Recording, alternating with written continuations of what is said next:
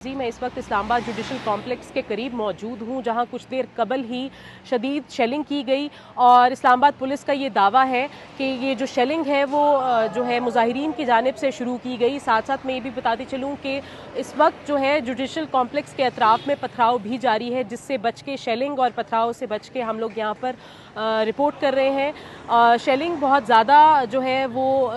थी और जिसके साथ साथ जो सिक्योरिटी की सूरत हाल की अगर हम बात करें तो इस वक्त जो है इस्लामाबाद पुलिस के मुताबिक 4000 के करीब जो है पुलिस एहलकार जो है यहाँ पर तैनात हैं और इस्लामाबाद जुडिशल कॉम्प्लेक्स में इमरान खान भी अपने केस की पेशी के लिए पहुँच चुके हैं। साथ साथ जो है रेंजर्स की नफरी और